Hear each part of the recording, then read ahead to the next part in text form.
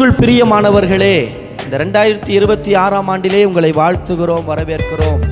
கர்த்தருடைய வேதம் இவ்வண்ணமாய் சொல்லுகிறது. ஆமோஸ் 9ஆம் அதிகாரம் 12ஆம் வசனத்திலே, விழுந்து போன தாவீதின் கூடாரத்தை நான் திரும்ப எடுப்பித்து அதை ஸ்தாபிப்பேன் என்று ஆண்டவர் சொல்லுகிறார்.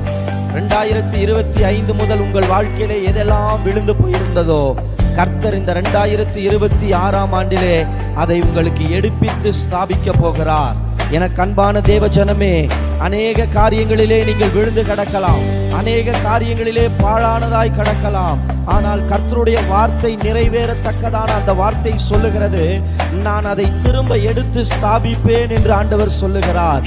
உங்கள் வாழ்க்கையிலே கர்த்தர் பெரிய காரியங்களை இந்த 2026ஆம் ஆண்டிலே செய்ய போகிறார்.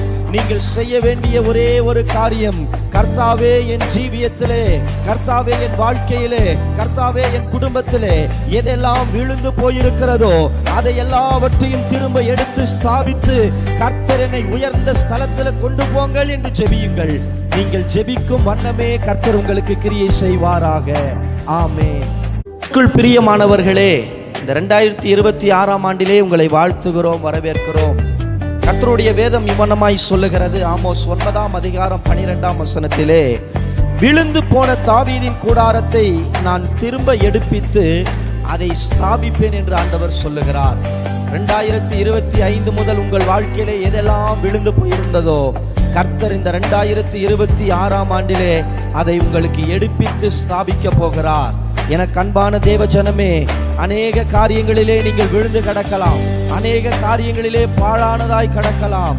ஆனால் கர்த்தருடைய வார்த்தை நிறைவேறத்தக்கதான அந்த வார்த்தை சொல்லுகிறது, நான் அதை திரும்ப எடுத்து ஸ்தாபிப்பேன் என்று ஆண்டவர் சொல்லுகிறார். உங்கள் வாழ்க்கையிலே கர்த்தர் பெரிய காரியங்களை இந்த 2026ஆம் ஆண்டிலே செய்ய போகிறார். நீங்கள் செய்ய வேண்டிய ஒரே ஒரு காரியம், கர்த்தாவே என் ஜீவியத்திலே, கர்த்தாவே என் வாழ்க்கையிலே, கர்த்தாவே என் குடும்பத்திலே எதெல்லாம் விழுந்து போயிருக்கிறதோ அதை எல்லாவற்றையும் திரும்ப எடுத்து ஸ்தாபித்து கர்த்தர் என்னை உயர்ந்த ஸ்தலத்தில் கொண்டு போங்கள் என்று ஜெபியுங்கள். நீங்கள் ஜெபிக்கும் வண்ணமே கர்த்தர் உங்களுக்கு கிரியை செய்வாராக. ஆமென்.